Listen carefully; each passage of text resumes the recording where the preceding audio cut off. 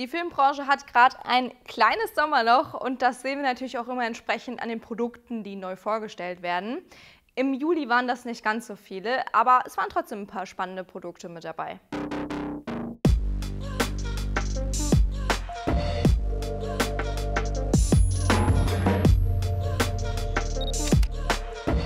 Dazu gehört unter anderem mal wieder Blackmagic mit neuen Decklinks und neuen Items.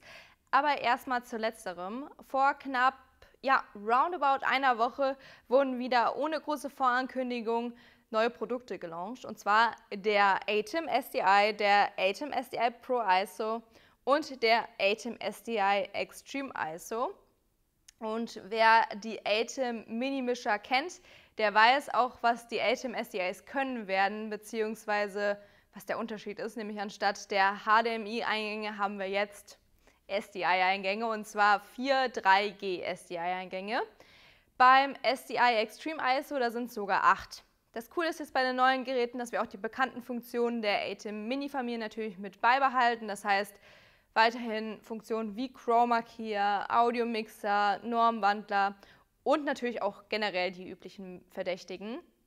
Die beiden Modelle SDI Pro ISO und SDI Extreme ISO haben zusätzlich noch die Möglichkeit, über den Ethernet-Port einen Livestream via internen Streaming-Funktionen zu machen. Eigentlich auch ganz cool. Dann die eben angekündigten Decklink-Karten, und zwar sind das die Decklink Mini Monitor HD und der Decklink Mini Recorder HD. Beide haben einen 3G SDI-Port und einen HDMI-Port. Diese Versionen ersetzen komplett ihren Vorgänger. Der Vorgänger hatte eine 1,5G SDI-Schnittstelle und on top unterstützen die neuen jetzt auch Videoformate bis zu 2K und 60 Bilder pro Sekunde. Dann gehen wir doch jetzt direkt über zu den zwei neuen RF-Objektiven von Canon, nämlich zwei Weitwinkelobjektive. Das eine ist mit 24 mm und einer Blende von 1,8 eine Makrolinse.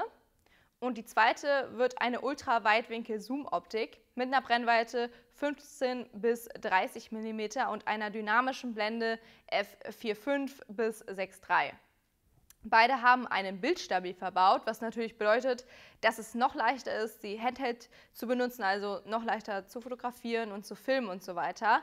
By the way, wir haben dazu nämlich auch mal einen kleinen Test gemacht, das war in dem Video R5C versus C70 und da haben wir das einfach mitgetestet, was passiert, wenn man den Bildstabil der Optik zum Beispiel an- und ausschaltet, und da sieht man, das macht doch einiges aus. Also wenn du das mal sehen willst, das Video verlinke ich dir hier. Also gerade für leichte Setups sind die beiden Optiken wahrscheinlich sehr gut geeignet. Und ansonsten sind wir natürlich generell gespannt, was die beiden Optiken zu bieten haben. Das können wir nämlich testen ab August und September, da sind die nämlich verfügbar. Dann gab es was Neues von Soonwell und Soonwell kündigt ebenfalls noch Produkte an, nämlich einfach um ihr Portfolio ein bisschen aufzustocken. Und da waren wir ja neulich bei den Hamburg Open und haben dort auch ein bisschen was von Soonwell sehen können, nämlich die Magic Tubes. Und ja, jetzt hat Soonwell die Sensor Tubes rausgebracht. Die sind aber auch um einiges länger und haben ein bisschen mehr Lichtleistung. Nämlich gibt es zwei Varianten. Die eine hat 25 Watt und die zweite kommt mit 50 Watt. Beide gibt es auch übrigens in einem Vierer-Set jeweils. Das heißt, man kauft ja meistens mehrere Tubes derselben Art sozusagen. Das heißt, es werden sowieso mehr benötigt und man kann da somit auch ein bisschen was sparen. Was können jetzt die Sensor Tubes? Sind auch RGB-W-Leuchten mit eingebautem Akku. Und wie auch bei den Magic Tubes haben wir wieder natürlich eine App zur Steuerung. Und die Tubes können natürlich auch wieder über die Buttons selber gesteuert werden, ist ja ganz klar. Und sie sind halt auch wasserdicht. Dieses Feature finde ich ja generell ganz gut. Und das siehst du jetzt hier auch mal am Beispiel von den Magic Tubes damals bei den Hamburg Open. Das gleiche gibt es jetzt eben bei den Sensor Tubes. Von DCO Film wurde auch was Spannendes released, nämlich die Marlin Expander. Das kannst du dir ungefähr so vorstellen. Es ist ein Adapter, der den Super 35 Bildkreis quasi sozusagen so vergrößert, dass Super 35 Objektive auch auf Vollformatkameras genutzt werden können. Also er verändert die Brennweite sozusagen um das 1,6-fache ungefähr, aber der Bildeindruck bleibt eben entsprechend natürlich gleich. Der Expander oder die Expander sind vor allem optimiert für die Picture-Zoom-Serie von DCO Und hier bringt DCO-Film natürlich eine ganze Reihe an verschiedenen Ausführungen mit, nämlich für PL-Optik zu PL-Kamera, PL zu LPL, PL zu L, PL zu RF und PL zu E-Mount-Kamera. Also wirklich für jeden was dabei. Und wenn du an der Stelle mehr zu den Optiken oder zu Adaptierungen, Mount-Systemen etc. wissen möchtest, dann wäre auf jeden Fall unser vorletztes Video genau das Richtige für dich, weil dort erzähle ich so ein bisschen was über Mounts, wie die entstanden sind und was man genau beachten muss beim Adaptieren und so weiter. Also das kannst du dir auch hier oben anschauen. Und dann noch zu einer in Anführungsstrichen neuen Brand, nämlich eher neu bei Telltech, nämlich Fujifilm. Und die X-Serie wird nämlich immer spannender für Filmer und deswegen haben wir die jetzt auch mit ins Sortiment aufgenommen. Darunter sind eine Menge X-Mount-Objektive, aber besonders interessant sind die Fujifilm-Kameras mit X-Mount. Nämlich lange war Fujifilm eher in der Fotobranche angesiedelt, hat es aber vor allem jetzt mit der neuen X-H2S auch noch weiter in die Videoschiene geschafft, deswegen haben wir die mit aufgenommen. Die kann ja bis zu 6,2K und 30p oder 4K bis zu 120 Bildern pro Sekunde aufnehmen. Also wenn du das noch gar nicht wusstest, dann schau doch schnell mal rein, ob die Kamera oder Fujifilm generell für dich vielleicht super geeignet ist. Und dann kommen wir doch mal zu den Firmware-Updates im Juli. Bei Blackmagic ist DaVinci Resolve 18 keine Beta-Version mehr und dann hat Blackmagic auch gleich neue Anpassungen mit reingebracht. Darunter ist jetzt die volle Unterstützung des Blackmagic Cloud Workflows und auch zum Beispiel Blackmagic RAW 2.6 wird jetzt auch unterstützt. Die V-Raptor von Red bekommt auch ein neues Firmware-Update, nämlich die Version 1.3.1 in der Beta. Mit diesem Firmware-Update kommen wirklich eine Menge neue Features auf uns zu oder auf die Nutzer zu. Nämlich zu den wichtigsten gehören die Unterstützung einer Menge neuer Speicherkarten. Und dann wurde jetzt auch Red Connect in der Beta hinzugefügt. Das ist eine neue Lizenz für die V-Raptor und die kommende V-Raptor XL. Das ermöglicht ein Videostream in voller Auflösung über SRT. Über alle weiteren Funktionen der neuen Firmware-Version haben wir dir in unserem Blogbeitrag, den wir jetzt zu jedem News-Video machen, den passenden Download-Link zu Red verlinkt. Da kannst du dir alles durchlesen, das sind eine Menge neuer Features. Außerdem kamen noch 2 neue Sony Alpha-Updates, und zwar zum einen für die Alpha 1, nämlich die Version 1.3. Bei 8K-Aufnahmen in XAVC-HS können wir jetzt mit der Alpha 1 auch in 422 und 10-Bit aufnehmen. Und auch der Autofokus bei Augenerkennung soll schneller geworden sein durch das Update. Also ich bin auf jeden Fall sehr gespannt, wenn ich sie das nächste Mal in den Händen habe und das testen kann.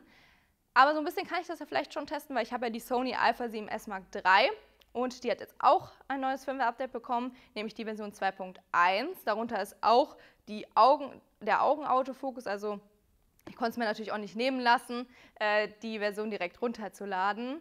Wie gesagt, also der Augenautofokus ist auch verbessert worden und ansonsten kamen noch Funktionen hinzu, wie die Stabilität des benutzerdefinierten Weißabgleichs, der wurde auch verbessert, und auch die Verbesserung des Augensensors bei starken Lichtquellen, wie jetzt zum Beispiel Sonnenlicht. Also alles eher kleinere Verbesserungen. Die FX3, die ist ja aus der Cinema-Line und die hat auch ein kleines Update bekommen, nämlich die Version 2.0, und damit geht sie immer mehr in Richtung FX6 und auch FX9, zumindest was die Cine-Features angeht. Es gibt jetzt in der 2.0 die Möglichkeit, auch endlich eine LUT-Vorschau anzeigen zu lassen. Diese Möglichkeit hatten wir jetzt auch bei der FX6 und das haben sich auch viele FX3-User eben gewünscht. Dann gibt es neue Modi, nämlich die Modi Cine EI, also Exposure Index, Cine EI Quick und flexiblen ISO bei S-Log 3.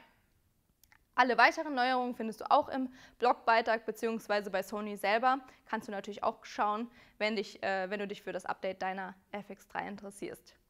Und dann noch ganz kurz zur Arri Hi 5 mit dem Update 1.1.3. Kann sie jetzt natürlich auch mit der Alexa 35 verwendet werden und auch die Blendenwerte werden jetzt richtig angezeigt auf dem Display.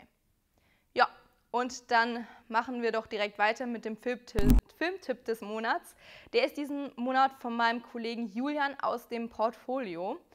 Er hat mir und somit auch dir den Film Six Underground empfohlen. Das ist tatsächlich einer der teuersten Filme, die für Netflix produziert wurden. Six Underground wurde auf einer Menge verschiedener Camps gedreht. Wahrscheinlich ist das auch so mit einer der Hauptgründe. Aber primär tatsächlich wurden auf 2 Sony Venice gedreht und auf 4 Red Weapon mit Monstro-Sensor.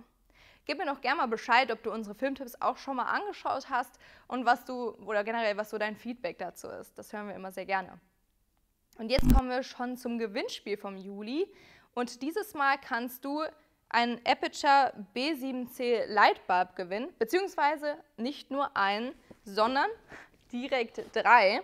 Ich habe ja vor, ich glaube es waren 1,5 Jahren, schon mal ein Infovideo dazu gedreht. Geh doch mal dahin und schau es dir an.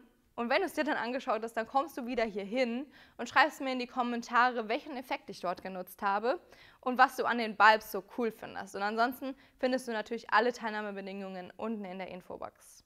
So, und das war's jetzt mit den Tech News aus dem Juli. Wir hoffen natürlich sehr, dass du vieles mitnehmen konntest und dass das ein oder andere ja auch irgendwie neu für dich war und du Neues entdeckt hast. Gib uns doch gerne Feedback dazu. Falls du jetzt noch Fragen hast zu den Produkten oder Lust auf ein ausführliches Beratungsgespräch hierzu hast, dann ruf doch gerne meine Kollegen aus dem Vertrieb an oder ja, schreib denen doch einfach eine Mail.